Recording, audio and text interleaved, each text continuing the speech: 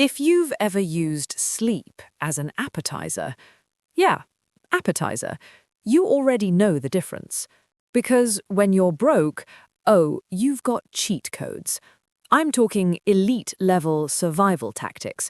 You start doing things that don't exist in any financial advice book, like sleeping early, not because you're tired, but because, hey, you can't feel hungry if you're unconscious, right? That's not budgeting, that's survival DLC. Being broke, it's temporary, messy, stressful, a little embarrassing sometimes, but also weirdly creative. It turns your brain into a calculator with anxiety installed as the operating system, like poop math. Yes, real thing. Water's been off for 2 days. You're standing there, staring at the toilet, like it's about to ask you a question worth 50 marks. 1 tank? Okay, 3 flushes, maybe 4 if God is involved. Now, suddenly, every decision matters. You're not living life anymore, you're managing resources. Then the scavenger hunt begins. You're checking under couches, inside old handbags, that one random jacket you haven't touched in months, because somewhere in this house, 200 naira is hiding from you, and you're going to find it. Not for enjoyment, not for vibes, for survival.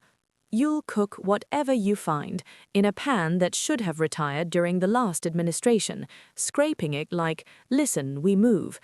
And somehow you survive. That's broke. But here's the part people don't get.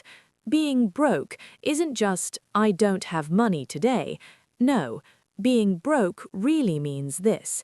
If your income stopped right now, everything else would stop too. Your lifestyle, gone. Your routine, gone. Because there's nothing backing you up. No assets, no safety net, no backup plan.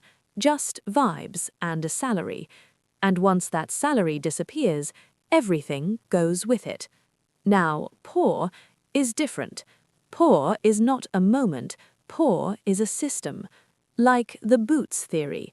A rich person buys one solid pair of boots for $50, wears it for 10 years. A poor person buys $10 boots every year. So after 10 years, they've spent more to stay uncomfortable. That's not bad choices, that's bad positioning. Then there's the poverty premium. You can't afford bulk, so you pay more for less. You're buying small and losing money slowly. It's quiet, but it adds up. And then life happens. A simple $300 problem. Oh, it doesn't stay simple. Now it's towing. Now it's missed work. Now it's more damage. Next thing you know, you're looking at $2,500 like, where did all this come from? That's how being poor works. It multiplies problems. And then your brain joins the chaos. Scarcity is loud. It doesn't whisper, it shouts. How will you eat? How will you pay? What's next? So instead of planning ahead, you're just reacting. Every day. And you get stuck in a loop. Work, earn, spend, repeat. Like you're inside Chuck E. Cheese, grinding all day for tickets, then exchanging them for things that feel good for 5 minutes, and then back to zero. Again. Now here's the lie people love to tell themselves. I'll just make more money. Ah, that sweet, comforting lie. No, you need to let that go. Because income is not control. Income is temporary. If your entire life depends on money coming in, you're always one problem away from starting from scratch. And this one stings a little. The way you handle 10 naira is exactly how you'll handle 10 million naira. Same habits, same mindset, just bigger consequences. If you're careless with small money, you'll be careless with big money. So waiting until you have 1 billion naira before you start learning, yeah, that's how people stay stuck. Because wealth doesn't start when money arrives. It starts with how money is treated. Let's make it simple.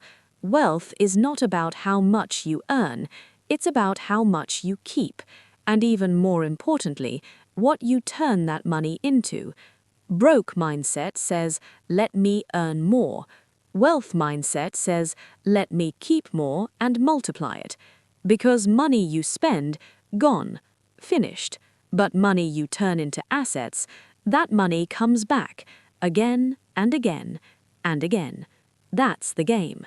One chases income, the other builds systems. And here's the twist. You can earn a lot of money and still be poor. Robert Kiyosaki called it poor dad. Good salary, nice lifestyle, zero assets. Everything coming in is already going out. That's not wealth, that's maintenance. Meanwhile, a broke student, no money, but learning, building, positioning. One is temporarily down, the other is permanently looping. But being broke gives you something powerful, awareness. You develop a sixth sense. You can stretch money, spot value, find opportunity where others see nothing. You walk into a random market and come out with gold for peanuts because you've learned something most people never do: how money actually behaves. And that's the difference. Being broke is a situation. Being poor is a system. One you escape. The other you have to unlearn. All right. If you made it this far, you already get it. The difference between being broke and being trapped in a system is something most people never really notice until it's too late. But now you know better. And if this hit you even a little bit, do me a favor. Like the video, share it with someone who needs to hear it, and subscribe. Not for me, but for you, so you keep learning how money actually works, because this is just the beginning. And I'll see you in the next one.